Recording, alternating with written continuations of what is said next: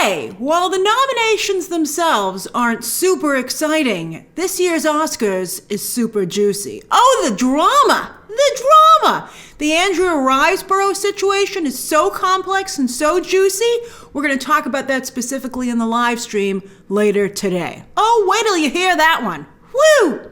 But yes, it's time once again to play our favorite game, Who Should Win and Who Will Win. And the stakes are even higher this year because, as I said, it's a very dramatic situation. So the difference between who should and who will becomes even greater. But first, let's talk about who didn't even get nominated. And, people say they're tired of hearing complaints about who doesn't get nominated. But yet here we are again and again and again. It doesn't get fixed, so you gotta keep complaining about it. The snubs for black talent are mind-boggling. Again, this Andrea Riseborough situation has, I think, the makings of a potential scandal. It's like really bad. Viola Davis was considered a shoo-in, and Danielle Deadwyler a strong frontrunner. Yet, I'll just tell you right here, I'll give you a little bit of a taste as to what this situation is about. A lot of certain talent, as you can see, pushed hard for Riseborough. And they should have stayed out of it, quite frankly. I think this was a little bit too aggressive when it comes to campaigning. And then Ana de Armas, with all due respect to her overall, it's shocking for her to get yet another nomination for a film, which she is the face of, which pretty much everyone agrees is degrading and problematic. So, and I don't think I saw any review talking about how her performance managed to rise above it. Yet here she is. Hollywood does love an ingenue. I guess as long as their skin is lighter. I mean, look at the nominations, man. Look at the nominations. All right, so as for women overall, it doesn't get any damn better. Once again, no women directors were nominated, despite several strong contenders. Halle Berry is still the only black woman to win Best Actress, and it looks like Catherine Bigelow is going to be the only woman to win Best Director for quite a while. And while Women Talking got Best Picture and Best Adapted Screenplay nominations at least, She Said was completely shut out. I wonder, I know some of you don't care for that film, but everyone I've convinced to watch it, and I thank you for those of you who tweeted me that you did and how much you enjoyed it, you've been won over. I think it might be too close to the Academy because, of course, Harvey Weinstein used to be the king of the Oscars. And so all the people who were voting, at least I'm sure 80% of them, and that's generous, know Harvey Weinstein quite well and bought into him and supported him even though, even when he was already kind of sketchy. So they're like, don't want to shine a spotlight on this. And that's really a shame. And then The Woman King, totally shut out. Also, not a single nomination. I'm sad that the internet hate won out on that movie. Because, Braveheart and Gladiator, which would have been very problematic themselves today, some of you commented that the evolution of social media and what audiences are willing to accept or forgive has changed. But it's a shame to see The Woman King suffer for that because Braveheart and Gladiator, which I think this movie is just as good as, they were huge Oscar winners. Both won Best Picture. And The Woman King doesn't get a single nomination. You really got to be careful when you're putting a movie together these days. If they had not made it based on the Dahomey tribe was the one that had this female division in their military, but it should have just been based on that, and it shouldn't have been the Dahomey tribe, and they should have depicted the Dahomey tribe realistically in the film. And none of this probably would have happened then. Or if it, I think it was fueled a little bit by the same stuff that's fueling the Splash Mountain anger, to be honest with you. And it's just sad to see that. Darn it. All right. So we're going to all ride the Tiana ride in honor of The Woman King. All right. So the Batman didn't get anything substantial either. But really, does Warner Brothers Discovery even have the money to run a real campaign? We all know the answer to that. Also, I think there are just too many competitive blockbusters this year. That's pretty cool. That's wonderful to see. And then also, I think Matt Reeves still hasn't achieved auteur status. And Robert Pattinson, he's worked very hard, I think, to, rebrand himself. But I think he wants to be very much Leonardo DiCaprio. And I have to tell you, I think he's doing an excellent job building that similar career. but I still don't think, I think he should stop the silly interviews. I think that's keeping him from being taken a little bit more seriously. But I mean, did they see the Batman? His eye acting alone, man. Too bad there isn't an Oscar for eye acting. There are some other snubs, boy are there, and we're going to talk about snubs in each specific category this year. That's how many snubs there are. It's going to become part of the conversation per category. Silver lining, though, tons of first-time nominees. So it's great to see a lot of other talent finally get on the board. You know, for a long time, the Oscars just kept nominating the same people again and again and again. And it didn't help with the ratings. But I don't think this year's not going to be very well rated either. All right, so some stats. Everything Everywhere All at Once, most nominations for a single film with 11. Disney, though, has the most nominations for a single studio because they purchased Fox. A lot of their nominations, half, well, actually a little more than half, 10 for the Walt Disney, but I think they're counting the Avatar nominations as the Walt Disney Company. But Searchlight is, of course, you know, from the Fox acquisition as well. Banshees and Avatar make up most of their nominations. So that was another good thing they got from the Fox acquisition. And then Netflix, though, did very well with 16 nominations, very high, largely because of All Quiet on the Western Front, which got 9 nominations alone. I thought that movie was only medium, quite frankly. I mean, a lot of people are really blown away by it, but I think it's a pretty standard war as hell flick. All right, so let's start the game. All right, who should win and who will win? And of course, as always, feel free to play along yourself down below. And also, share your own thoughts on all these snubs and all this drama. Whoo, boy. All right, so Best Picture, they have the full 10. They don't have to have 10. They can have up to 10. They got the full 10. And yet still, there are massive snubs. No Black Panther Wakanda Forever. I think that's a little bit of a blow to Ryan Coogler. Because, you know, of course, the first Black Panther was nominated, first major comic book movie to get a Best Picture nomination, and then he couldn't recapture that with the sequel. You would think, you know, once you're in, you're in. So that's a little bit unfortunate. But he too, I think Black Panther Wakanda Forever is also suffering from there being so many artistic and highly regarded blockbusters this year, because there are 2 blockbusters in this category still. And then also The Woman King, again, not at all nominated. Babylon, this was the last chance it had at redemption, because the Academy has loved Damien Chazelle in the past, but they just couldn't support this film. This is, you know, considering all the love that it's gotten online from a certain part of Twitter, you would think that they, you know, the Academy voters would feel the same way. But I think it's just that part of Twitter. At least it got production design and costume design nominations. And then Till, you know, not only was Danielle Deadwyler not nominated, but the film overall was pretty much was ignored. I think it's obviously an extremely sad story, a very important story. And I think if the film had taken more creative risks, I think perhaps maybe it would have been gotten a little more traction. You know, I think you just can't. I think that Hollywood has become so competitive, especially as blockbusters get into the space suddenly, and they make it even more competitive because there's fewer spots. I think you really have to, you know, the standard biopic treatment doesn't quite work anymore. That's too bad. The Emmett Till story is very important. All right, so I think the big deal here is All Quiet. I'll read them through. All right, so All Quiet on the Western Front, big deal that this got in here and took one of these spots. It means it's almost definitely going to win Best International Feature. How do you feel about that, Argentina 1985 fans? Some of you are like, why isn't RRR nominated for Best Foreign Film? Well, or International Film. That's because India didn't submit it this year as their choice for their country. The country chooses which one to put up there, which is a little silly. But anyway, they decide which one they want to put in contention, and they didn't pick RRR. All right, so Avatar: The Way of Water, The Banshees of Inisherin, Elvis, Everything Everywhere All at Once, The Fabelmans, Tar, Top Gun. I'm not watching Tar. I also considered watching After Sun today after Paul, when we get to him, the lead actor got nominated, and I watched the trailer and I was like, I don't want to watch that. All right, so anyway, Top Gun Maverick, Triangle of Sadness. I'm happy for that movie. That's a good movie. I don't think it should really win anything, but I like it. And then Women Talking. Poor She Said. She Said should be in there, especially because Harvey Weinstein used to be king of the Oscars. All right, so they did such a good job portraying him. All right. I think that Everything Everywhere All at Once will win, and quite frankly, deserves deserves to win. It's the movie of the year. I think it's wonderful. I think it is so different. And even though I didn't personally care for it, I really respect it, and I think it should win. And I think it probably will win. I do think there's a chance that All Quiet, because it has so many nominations, not as many as Everything Everywhere All at Once, but it could win.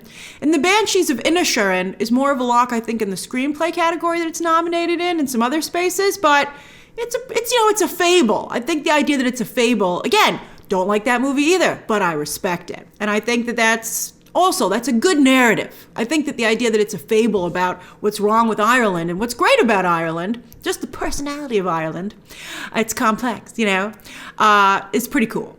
But I think there's a small chance the Fablemans could win, just because Hollywood likes to be annoying like that. They're like, oh, it was so brave of him to share his story. And they're like, well, I feel we've heard the story, and there are other more interesting, new, fresher things in this category. But I won't be shocked if they said Fablemans. All right, Best Actor, Snubs. Tom Cruise, some people thought should have been nominated here, but come on. That's not really a snub. It would have been interesting. We all would have been like, what? That's crazy, man. And he is certainly a machine. If they want, I guess maybe he could put himself in the human VFX category. Top Gun Maverick is nominated in VFX, so Tom Cruise could be like, I'm sort of nominated, right? But he's like, I made it even more impressive when we used VFX because we used them so rarely. But yeah, I wouldn't nominate him for Best Actor. I think it just doesn't make any sense. All right, Austin Butler for Elvis, his career. Although I don't know that he should try and drop the Elvis accent. It's really funny. Colin Farrell for The Banshees of Inisherin, Brendan Fraser for The Whale, Paul Mescal, that's the name, for Aftersun, and Bill Nye, first Oscar nomination for Living. It's great for everybody's career here. It's really nice, really good stuff. But I think it's down to Colin Farrell and Brendan Fraser. I think Colin Farrell should win. He's a wonderful actor. He's been paying his dues seemingly forever. He's even a curse to movies for the most part. Sometimes they survive, like The Batman. But I bet The Batman would have made more money if he hadn't been in it. But I love him. I think Colin Farrell's just so great. He's a really wonderful actor. He's a sweet guy, even if sometimes like his unfortunate speech about how much he liked blonde at the Golden Globes, you're like, Colin, let him be Colin. But anyway, I think that he deserves it, quite frankly. And I think that The Whale isn't that great a movie. And I think Brendan Fraser is like milking it a little bit too much. I feel like it's disingenuous. That's just my take on it. So I'd like it to be Colin Farrell but it's really between the two of them. We'll see who takes the SAG. Whoever takes the SAG is likely going to take this. Then Best Actress. All right, some serious snubs here. Obviously, Viola Davis and Danielle Deadwyler, snubbed. Horrible. They're both snubbed. Horrible. Olivia Colman, kind of snubbed. She's been nominated a couple other places, so it's considered a snub, but not really. And then she's also already won, so she's fine. And then Margot Robbie couldn't ride the coattails of being, Hollywood's darling like she has for, I think, a couple of... before they were like, oh, good for you for trying other stuff. But I think at this point, they're like, it's starting to now all seem the same yet again. I think she's just not pushing herself hard enough, and I think her performances really all kind of seem the same.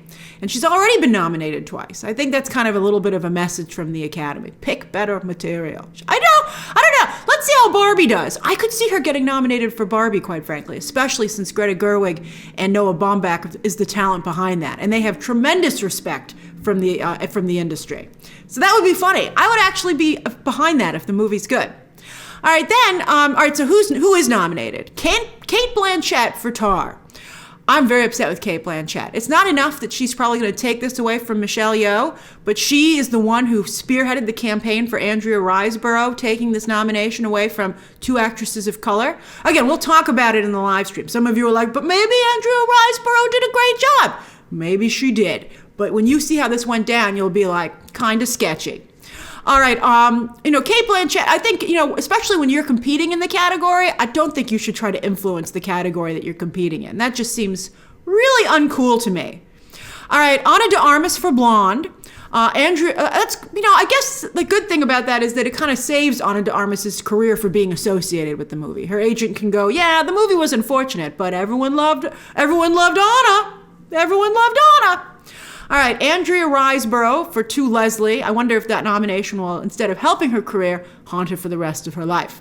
Michelle Williams for The Fabelmans. I really like Michelle Williams, actually. I think she's a really strong actress. Although I told you I have a friend of mine whose theory is that for some reason she's not likable, so which is why she doesn't gross more, at the box office. But I think she's quite talented. If you saw Fosse Verdon, she also kind of always does the same thing, though, by the way. But I like it. I actually find her likable. And then Michelle Yeoh for Everything Everywhere All at Once. It better be Michelle Yeoh. I don't want to hear it if it's somebody else. It should be Michelle Yeoh, and it will be sad if it's not. You can just go and rewatch her Golden Globe speech and be like, still not here, Michelle. I think that Cate Blanchett very likely will take it away. And Cate Blanchett already has a number of Oscars. And then also, and I know some of you are like, that's not the way it's done. But it is the way it's done. You can't pick and choose when it can be done that way, right? That's not, the Oscars is supposed to be looking at your entire body of work and whether or not it's time for you to get recognition and whether or not they want to call attention to the film that you were in. So that is the way that it works. So you can't change it when it suits what you want to happen. All right, so anyway. And then I wouldn't be surprised if Andrew Riseborough won, which would just be like her friends, her white friends, couldn't get her even into the SAG nominations. She couldn't even get a SAG nom. But here she is somehow in the Oscars all of a sudden. And if she wins it, she should probably be sitting there being like, please don't let me win. Please. All right, Best Supporting Actor. I feel very strongly about this. All right, Best Supporting Actor. Snubs, Paul Dano. I guess for The Fabelmans, but I was like, I think he should have been nominated for the Batman, quite frankly. I mean, that interrogation scene alone is incredible. So who was nominated? Brendan Gleeson for Banshees of Inisherin. Brian Tyree Henry for Causeway. Good for him. First nomination. And from Apple. I guess Apple has maintained its cachet now that it's won Best Picture at the Oscars. But I think it's interesting that Jennifer Lawrence didn't get nominated, but Brian Tyree Henry did. He's a great actor. Really, he actually reminds me a little bit of Colin Farrell. Not usually the star, but really adds a lot to whatever he's involved in. And a very hardworking actor, a lot of depth. Still waters run deep. I think he's really a fascinating actor, and I always enjoy watching him. Judd Hirsch for The Fabelmans. This guy's got one scene. Ridiculous. And I hate the scene. All right, Barry, he's like, it's okay to be mean to your family because you're an artist. Barry Keoghan for The Banshees of Inisherin. Great nomination. So good in the film. And then Ke Huy Quan for Everything Everywhere All at Once. He should and will win. The only thing I could I think he's going to win. He should. He better. It would be shocking if he didn't. He's won everywhere else, and he does a phenomenal job. And also, again, it's a great Hollywood story. It's a great Hollywood story. And although, as some people have pointed out, Hollywood made him have to go away in the first place and question whether or not he had anything to offer Hollywood, which was really horrible. But now they're like, hey, look who brought you back. And they're like, but look who sent him away. But it's all good. Let's give him the Oscar. All right, Best Supporting Actress, Snubs, Janelle Monáe. Netflix tried really hard to get her nominated for Glass Onion, and she did do a good job. I think the problem is that you have to watch the film more than once to really appreciate the job that she does. Because I think, without any spoilers, there's so much going on with her role, and it kind of throws you for a loop, so maybe it's harder to pay attention to the actual performance. And I think a lot of what she does is very subtle. But I also want to point out that she can't get any work for some reason in Hollywood, and perhaps that's why she can't get any votes either. Maybe there's something going on there. I don't know what it is, but it's too bad because I think she's really great. And then Dolly DeLeon did not get nominated for Triangle of Sadness, which is too bad because she did a very good job in the film. Angela Bassett, Black Panther Wakanda Forever. Hung Chow for The Whale. I didn't see The Whale, but I really liked her in The Menu this year. I thought she was phenomenal. Also very interesting actress. Carrie Condon for The Banshees of Inisherin. She was okay. I didn't really see anything incredible there that she should, I would have rather seen Janelle Monáe take that spot, to be honest with you. Because, you're like, but who should we not nominate? And I'm like, I know, Carrie Condon. Jamie Lee Curtis, this is actually her first nomination. Isn't that great? She deserves it. She was great in that movie. And she really took a chance. She really went for it. And I thought she was phenomenal. And Stephanie Hsu, they didn't cancel each other out. They both got nominated for Everything Everywhere All at Once. Her first nomination as well. And that's going to be fabulous for her career. Deadline put up her audition that got her the part today in celebration of her nomination. And it was really interesting to watch. It's up on Twitter, and I'm very happy for her. I know her, of course, best from Mrs. Maisel, where she's also on there, and she does a nice job as well. she's a very specific actress. So far, I think she doesn't have any range, but what I think she does is very unique. I think Angela Bassett should and will win. That's phenomenal. It's an incredible performance, and Black Panther Wakanda can feel good about that because, I don't believe, I don't think any women have ever won for a comic book movie. Heath Ledger, of course, won posthumously for The Dark Knight. And also, Johnny Depp was nominated for Jack Sparrow. But it's very rare to see that's why I didn't think Tom Cruise had a chance of being nominated, much less winning. But I think it's really great to showcase that great performances do happen in these blockbusters. Oh, it's great. I'm so happy. Such a good performance. All right, Best Director. So many snubs. All right, here we go. The big one, of course, is James Cameron, who took 13 years to make a movie, and they said, we don't care.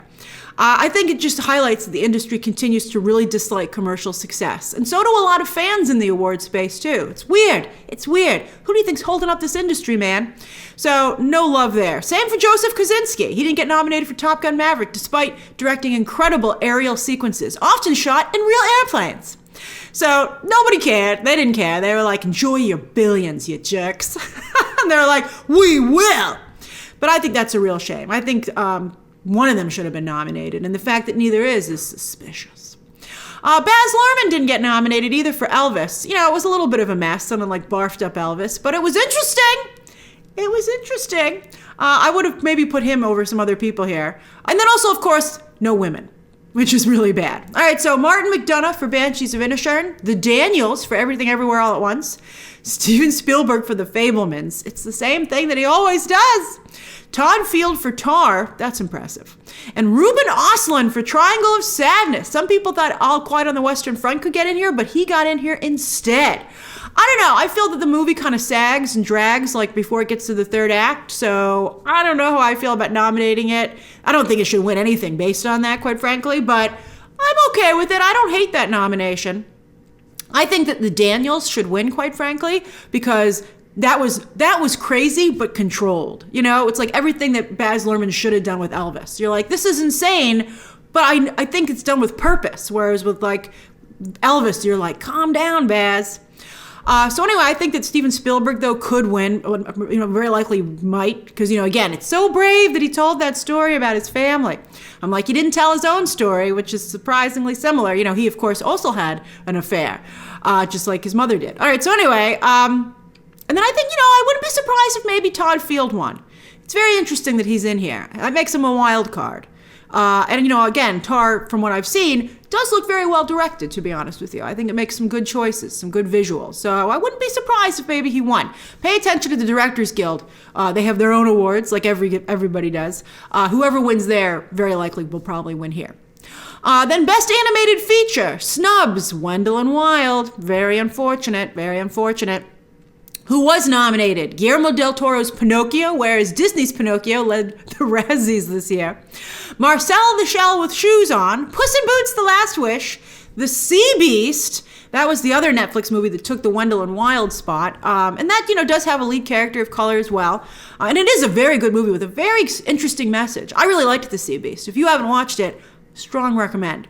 And then Turning Red, which I think is a cute film and a nice film, but it's a little small for me for winning this category. And I don't think that it will. I think it's the least likely to win. It's the only one that doesn't, in my opinion, have a chance. So I'm pretty sure Guillermo del Toro's Pinocchio is going to win. I actually rewatched that with some people who hadn't watched it last weekend. Still ridiculously sad. And I still, the craftsmanship is undeniable. But I prefer, again, I think Marcel the Shell with Shoes On is newer, fresher. I would like that to win instead. And I like the message, interestingly, Guillermo del Toro's Pinocchio and Puss in Boots: The Last Wish are really about the same thing, wrestling with death. But I like Puss in Boots: The Last Wish much, much more. It's the more optimistic and positive of the two, which is maybe why the Academy doesn't care for it. But I feel it should win. I even think The Sea Beast should win because it has such a great message, and I think it's, it's nice to see new players in this arena. So I really don't want Guillermo del Toro's Pinocchio to win, quite frankly, but I will. All right, then Best Adapted Screenplay. To answer your question, and I find this weird too, if you're a sequel, you're considered adapted because you're based on the first movie. That's nuts to me, but that's the way it is.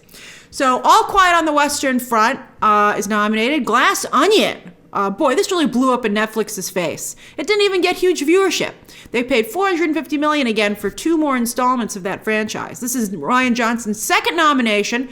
The other one also was for Knives Out, again, also for Screenplay. And he didn't win there. Will they make it up to him here? Living, Top Gun Maverick. Top Gun Maverick! Christopher McQuarrie definitely deserves to be in this category. And actually, come to think of it, I think he's actually won before now that I'm not sure off the top of my head. Great screenwriter, incredible screenwriter. One of the reasons I think Top Gun Maverick is so good.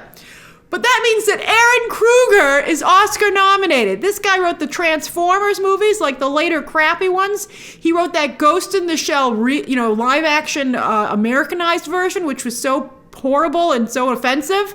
And he's Oscar nominated. There's one other writer too, but those are the 2 that interest me. And then Women Talking, which is kind of a consolation for Sarah Polley not getting nominated for director. And that's why I think she's probably going to win, quite frankly. I think All Quiet might win, although I think it's a horrible adaptation of the book. It leaves out like everything that makes it good. And then I think Living might win, maybe. I could see that maybe winning. But I suspect it's going to be Women Talking, because the Academy's going to feel so guilty that they didn't really celebrate women in power, It's frustrating not to see women get more recognition in the directing and writing categories, because they're such driving forces in making these movies. So I'd like to see Sarah Polley take this, and I think that there's a very good chance that she will. That's a funny category. And then Best Original Screenplay. This is like all the Best Picture nominations, and I think however this goes will likely be a consolation for not winning director. So Banshees, Everything Everywhere All at Once, The Fabelmans, Tar, and Triangle of Sadness. I think to me it should be between Banshees and Everything Everywhere All at Once. Again, I don't like either movie, but I respect both movies. I really respect both movies, particularly in the way they're written. So I think that I'd be happy with either one, and I think they're both strong contenders. I think Banshees has the edge, actually. And then I could see Triangle of Sadness maybe being a surprise upset here and taking it as well. But I think it should be between Everything Everywhere All at Once and the Banshees of Inisherin, but I think it's actually between Banshees and Triangle. So we'll see. Best Original Song. Applause, Tell It Like a Woman by Diane Warren. Hold My Hand from Top Gun Maverick by Lady Gaga. Lift Me Up from Black Panther Wakanda Forever by Rihanna, Ryan Coogler, and Ludwig Göransson. Natu Natu from RRR. Again, the film not eligible for Best International Feature. And then This Is Life from Everything Everywhere All at Once by David Byrne, who really made got a lot of attention when he showed up at Miley Cyrus's New Year's Eve party. I thought he did a good job, but most people did not. Anyway, Natu. Almost for sure it's going to win. I think for sure. Then I wanted to include Best Visual Effects, because I think there could be a big FU in here. All right, so All Quiet on the Western Front, Avatar: The Way of Water, The Batman, Black Panther Wakanda Forever, and Top Gun Maverick. I think that it should be between, it should really just be Avatar. I mean, it's an animated movie basically, and it's incredible. It's incredible. But I think that the industry doesn't like it for some reason. I think they don't like James Cameron. I mean, he is kind of a jerk, but I mean, he's very talented. Where are all you based on merit people? So I think that there's a chance he actually might not take this, even though you would think he was a shoo-in, because I just think the Academy doesn't like him. I also heard a funny story that even a lot of people in the visual effect, I can't share the exact story, but let's just say during the nominating process one year, he was kind of also a jerk during his presentation and didn't make any friends there either. So I think a lot of people just don't want to vote for Jay. They don't want to vote for Jimmy. They don't want to vote for Jimmy. They think Jimmy's got his money and that's all Jimmy cares about. And I would say, you might be right a little bit on that. Jimmy's like, I have the wins. I have the award that counts. 3 movies in the top performing of all time. How do you like them apples? He is very much, he's actually more like the I Drink Your Milkshake character from that Daniel Day-Lewis played, which is funny because I love that movie. And I like Jimmy. Because I respect business. All right, so anyway, I think there's a good chance that Top Gun Maverick could end up taking this because you know what I have to say? If they took it, I would think that was valid because what they did was very unique in the way they were able to seamlessly blend practical filming and visual effects. And it was very impressive what they pulled off. That was incredible. Aerial battle, I loved it. And then also, and some of it was real. And then I think All Quiet on the Western Front. There's a chance just to be like the middle finger to all these other big blockbusters. They're like, you know what? This little tiny movie about war, we were impressed with their visual effects. I saw the visual effects reel they've been promoting on Twitter. It's okay. It shouldn't win over those 2 movies. Again, it would be an FU. So those are the major nominations for 2023. There are some other ones. And of course, we'll be going over the Oscars. I'll be live tweeting them per usual and covering them when they air on Sunday, March 12th. Hosted by Jimmy Kimmel. I predict very low ratings. That's been the trend this year. Nobody cares. But we kind of, I think the drama is interesting. I think people care. They just don't want to watch this thing. They're like, I care about who wins, but I'm not giving you the satisfaction of my view. All right, so what are your thoughts? Share them down below. Subscribe today. And of course, as always, you can check out some more videos right now.